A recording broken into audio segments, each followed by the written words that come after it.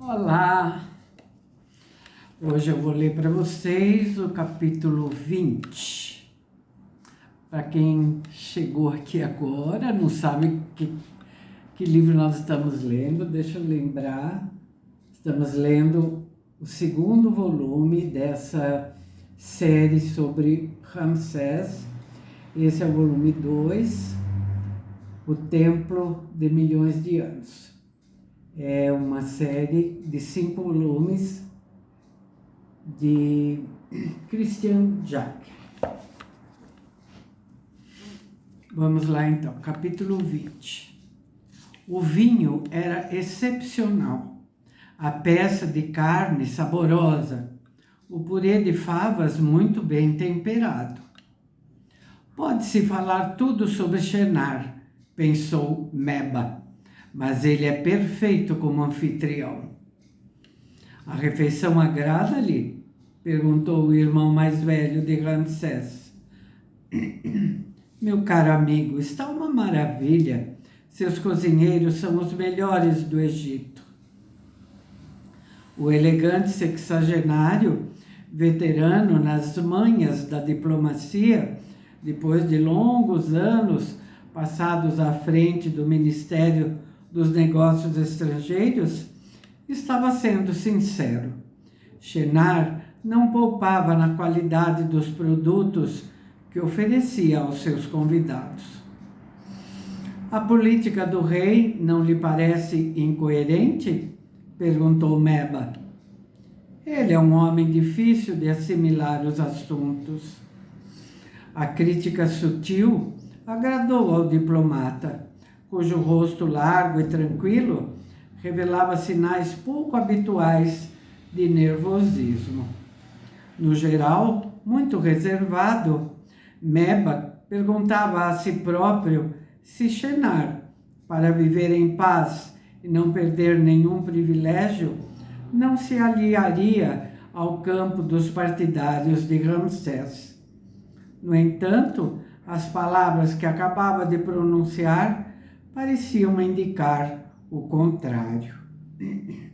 Não aprovo, de forma alguma, a série de nomeações intempestivas que obriga excelentes servidores do Estado a deixarem as suas funções para os mesmos serem relegados a postos subalternos. Sou da mesma opinião, Meba. Ramsés nomeou um jardineiro ministro da Agricultura. Que disparate! Só quero ver quando chegar a vez do meu ministério. É precisamente sobre esse assunto que queria lhe falar. Meba empertigou-se todo e ajeitou a espalhafatosa peruca que usava durante todo o ano, mesmo na época dos fortes calores. Tem alguma informação confidencial que me interesse? Vou relatar a situação nos seus mínimos detalhes, para lhe permitir apreciar a situação com lucidez. Ramsés convocou-me ontem. Uma ordem brutal, sem discussão. Deixando tudo o que estava por fazer, dirigi-me ao palácio, onde ele me fez esperar por mais de 1 hora. Não ficou preocupado? Sim, confesso que fiquei. O seu sardo, Sarramana, revistou-me sem consideração, apesar dos meus protestos. Revistou você, o irmão do rei? Será que caímos assim tão baixo? Receio que sim, Meba. Mas você protestou junto ao rei.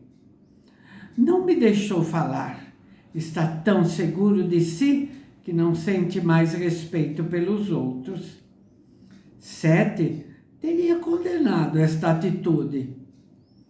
Infelizmente, meu pai já não é deste mundo e Ramsés agora está no trono. Os homens passam as instituições ficam. Um dignitário com o seu valor atingirá um dia a função suprema. Os deuses decidirão. Não quer continuar a falar sobre o meu caso particular? Ah, sim, tem razão. Enquanto eu tremia de vergonha e indignação depois daquela ignóbil revista, Ramsés anunciou que me nomeava ministro dos negócios estrangeiros. Meba empalideceu. Você, no meu lugar? É incompreensível. Compreenderá melhor quando souber que não sou, a seus olhos, senão um homem de palha, enquadrado pelos seus esbirros, que não me permitirão qualquer iniciativa. Você não teria tido a coluna vertebral tão flexível, meu caro Meba, e eu sou apenas um testa de ferro. Os governos estrangeiros ficarão honrados em verem o interesse de Ramsés, o interesse que Ramsés concede a este ministério, nomeando para ele o irmão, sem saberem que estou de pés e mãos atadas. Meba estava abatido. Então já não sou nada, tal como eu, apesar das aparências. Esse rei é um monstro. Aos poucos, muitos homens de valor o descobrirão. É por isso que não devemos ceder ao desânimo. O que tem para propor-me? Deseja reformar-se ou lutar a meu lado? Posso prejudicar Ramsés. Finja retirar-se e aguarde as minhas instruções. Meba sorriu. Ramsés talvez faça mal em subestimar você. À frente desse ministério, mesmo muito controlado, hão de surgir as oportunidades. É muito perspicaz, meu caro amigo. E se me falasse agora do funcionamento desse grande corpo de Estado que com tanto talento você dirigiu? Meba não se fez de rogado. Shenar omitiu dizer-lhe que tinha um aliado precioso, proporcionando-lhe o domínio da situação. A traição de Acha devia permanecer guardada como o seu mais precioso segredo.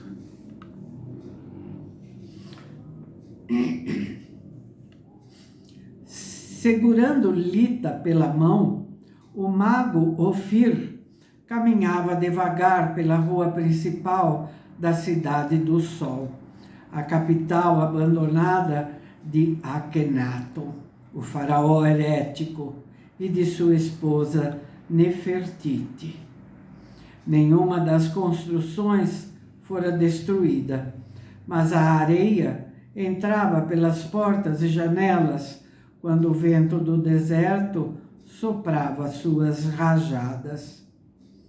Situada a mais de 400 quilômetros ao norte de Tebas, a cidade estava deserta há cerca de 50 anos.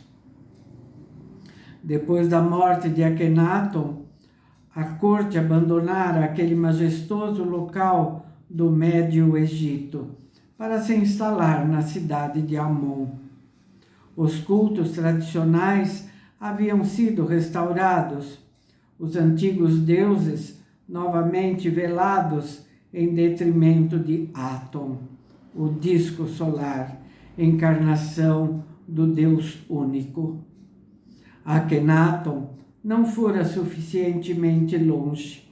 O próprio disco traía a verdade. O Deus único estava além de qualquer representação ou símbolo, pois residia no céu e a espécie humana na terra.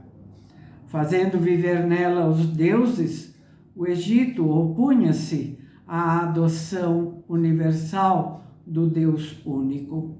O Egito devia ser destruído. Ofir era descendente de um conselheiro líbio de Akhenaton, que passara longas horas em companhia do monarca.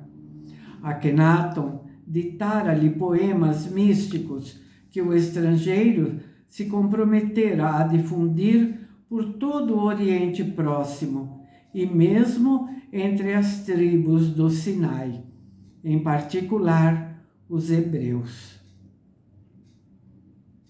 Fora o general Horembep, o verdadeiro fundador da dinastia a que pertenciam Sete e Ramsés, que fizera desaparecer o antepassado de Ofir, considerado um temível agitador e praticante de magia negra, culpado de ter influenciado Akhenaton a ponto de fazê-lo esquecer os deveres do cargo que assumira. É certo que essas foram realmente as intenções do líbio: apagar as humilhações sofridas pelo seu povo, enfraquecer o Egito, aproveitar a frágil saúde de Akhenaton para convencê-lo a abandonar qualquer política de defesa. A manobra estivera prestes a ter êxito. Hoje, Ofir retomava o prumo. Não herdara a ciência do seu predecessor e os seus talentos de feiticeiro? Detestava o Egito tanto quanto ele e encontraria no seu ódio a capacidade de destruí-lo. Vencer o Egito era abater o faraó, era abater Ramsés. O olhar de Lita permanecia vazio. No momento, Ofir ia-lhe descrevendo todos os edifícios oficiais, todas as vilas dos nobres. Fazia-a descobrir os bairros dos artífices e dos comerciantes, inclusive o parque zoológico, onde Akhenaton reunira espécies raras. Durante horas, Ofir e Lita vaguearam pelo palácio vazio, onde o rei e Nefertiti haviam brincado com as filhas, uma das quais era a avó da jovem. Durante essa nova visita à Cidade do Sol, que se ia degradando ano após ano, Ofir achou Lita mais atenta, como se seu interesse pelo mundo exterior finalmente despertasse. Demorou-se no quarto de dormir de Akhenaton e Nefertiti. Inclinou-se para um berço desarmado e então chorou. Quando as lágrimas cessaram, Ofir tomou-a pela mão e levou-a até um ateliê de escultura. Lá encontravam-se várias cabeças femininas em gesso, guardadas em caixas, cabeças que tinham posado antes de serem modeladas numa pedra nobre. O mago retirou-as uma a uma das caixas. De repente, Lita acariciou uma das cabeças de gesso, cujo rosto era de sublime beleza. Nefertiti, murmurou. A seguir, a mão deslocou-se para outra cabeça, bem menor e com traços de notável delicadeza. Merit Aton, a bem-amada de Aton, minha avó. E esta é a irmã, acolá a outra irmã. A minha família esquecida, está de novo perto de mim, tão perto. Lita, apertou as cabeças de gesso de encontro ao peito, mas uma escapuliu-lhe e quebrou-se ao cair no chão. Ofir receou uma crise de nervos, mas a jovem não esboçou sequer um gesto de surpresa, permanecendo imóvel durante um longo minuto. De repente, arremessou as outras cabeças de encontro à parede e pisou os cacos. O passado está morto, pois acabo de matá-lo, declarou, os olhos parados. Não, objetou Ofir. O passado não morre nunca. A sua avó e a sua mãe foram perseguidas porque acreditavam em Atom. Fui eu que a recolhi, Lita. Fui eu que a arranquei do exílio e da morte certa. É verdade, lembro-me. A minha avó e a minha mãe estão enterradas lá embaixo, nas colinas, e eu devia ter ido me juntar a elas há muito tempo. Mas você se comportou como um pai. Chegou o tempo da vingança, Lita. Se você só teve infelicidade e sofrimento em vez de viver uma infância feliz, foi por causa de Sete e de Ramsés. O primeiro já morreu e o segundo está oprimindo um povo inteiro. Devemos puni-lo. Você tem que castigá-lo. Quero passear na minha vila. Lita tocou nas pedras dos templos e nas paredes das casas como se tomasse posse da cidade morta. Ao pôr do sol, subiu para o terraço do palácio de Nefertiti e contemplou o seu reino fantasmagórico. A minha alma está vazia, Ofir, e o seu pensamento a preenche. Desejo vê-la reinando, Lita, a fim de que imponha a crença do Deus único. Não, Ofir, isso é apenas um discurso. Uma única força o está movendo, o ódio, porque o mal está em você. Recusa-se então a ajudar-me? A minha alma está vazia, mas você a preencheu com o seu louco desejo de fazer mal. Moldou-me pacientemente, como um instrumento da sua vingança e da minha. Hoje estou pronta para combater como a lâmina afiada de uma espada. Ofir ajoelhou-se e deu graças a Deus. As suas preces tinham sido ouvidas.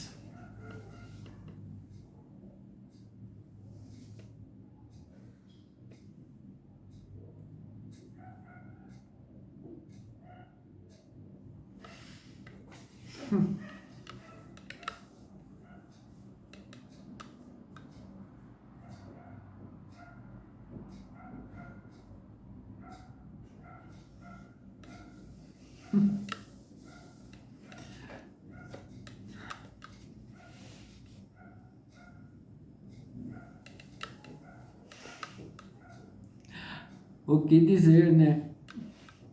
O que dizer?